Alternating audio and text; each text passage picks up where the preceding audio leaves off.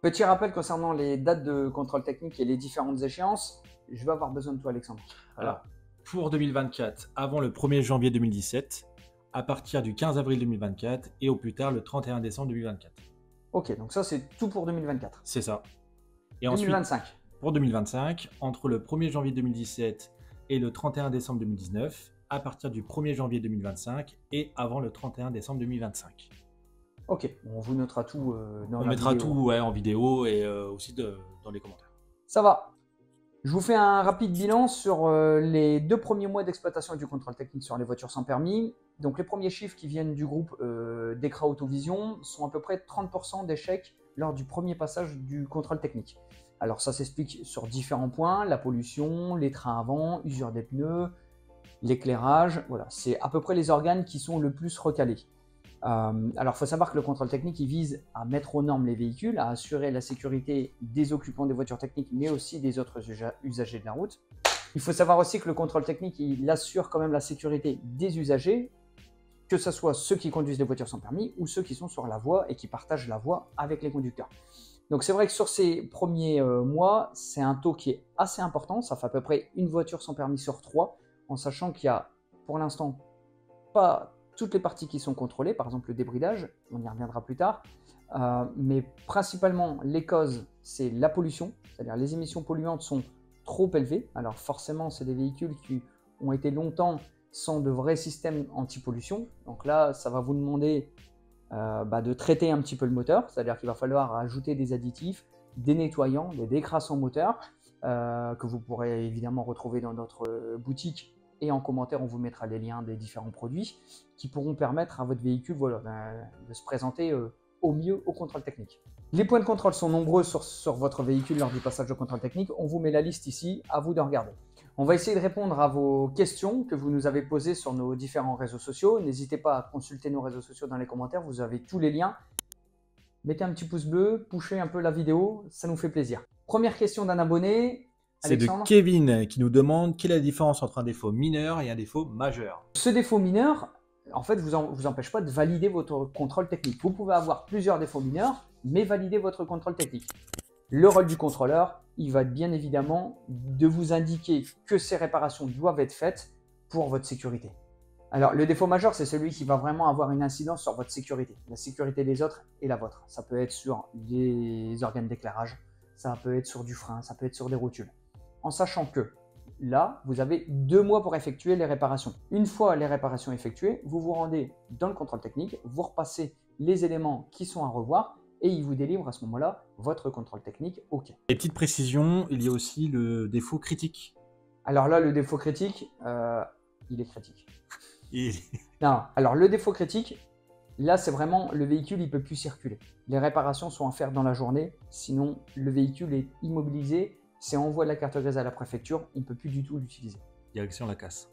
Quasiment. Deuxième question d'un abonné qui a passé son contrôle technique. Donc Michel Dunord nous pose la question. J'ai des roulements de roues avec du jeu et un bruit excessif. Est-ce que je peux le remplacer moi-même ou me faire appel à un garagiste? Donc là, c'est une double question. C'est-à-dire qu'il y a le problème de roulement qui entraîne un jeu dans le train roulant, mais ça doit être un défaut mineur. Oui. Voilà. Donc, il faut le réparer dans le temps, rapidement, comme ça au moins Michel va pouvoir circuler tranquillement. Par contre, concernant les réparations, on ne va pas vous demander une facture d'un professionnel pour votre contre-visite. D'accord? Si vous êtes soumis à contre-visite. Là, ce n'est pas le cas, mais si vous êtes soumis à contre-visite, on ne vous demande pas de quel garage vous avez fait vos réparations. Vous pouvez les faire vous-même si vous êtes mécano ou apprenti mécano. Et vous ramenez votre véhicule, il doit être conforme en fait au test. Et après, on vous délivre votre sésame. Tout simple. Tout simple. Question d'un autre abonné, Alexandre? Question de Muriel qui nous demande: mes feux de position et de direction sont un peu jaunâtres et cela a été signalé au contrôle technique comme défaut mineur. Que dois-je faire? Alors là, c'est la maladie qui arrive à tout le monde. Qui arrive à tout le monde durant une période parce qu'en fait, les plastiques utilisés pour les optiques, ils sont soumis aux UV et en fait, ils se dégradent. Et c'est vrai que des fois, on voit des phares qui sont complètement jaunâtres. Alors, je pense que Muriel, elle a eu de la chance parce que c'était le début et donc c'est passé en défaut mineur. Par contre, il teste la puissance de l'éclairage via des machines. Si c'est trop prononcé, si c'est trop opaque, là ça passera en défaut majeur et il faudra changer les blocs optiques complets. Ou bien, il y a des solutions sur le marché. Nous, on propose un produit rénovateur de phare très efficace qui permet justement de nettoyer ce phare et de le repolir et forcément de regagner en luminosité et en visibilité. C'est encore une fois en commentaire, il y a le lien, c'est commandable et ça vous évite voilà, de devoir changer deux blocs optiques qui représentent quand même une somme importante. Là, un produit qui doit être en dessous de 50 €, vous rénovez ça proprement et vous passez votre contrôle technique très facilement. Et la dernière question qui nous vient de Clara, qui nous pose la question pour le débridage du variateur. Ouais. Comment ça se passe? Et ben pour le contrôle technique, sur la première année d'exercice, c'est-à-dire 2024, ne sera pas inspecté le débridage. C'est-à-dire que là, les véhicules passent les points de contrôle de sécurité, nuisances, pollution, optique, freinage, ceinture de sécurité, la carrosserie qui tient encore sur le véhicule. Le débridage, normalement, ne sera pas contrôlé. À partir de 2025, par contre, là, ils vont être équipés et ils vont pouvoir en fait calculer vraiment la vitesse à la roue du véhicule. Donc forcément, le débridage, il faudra y retravailler pour passer aussi votre contrôle et qu'il y ait un contrôle technique effectif, vierge. Pour finir, on vous explique aussi notre partenariat avec le groupe DEKRA Autovision.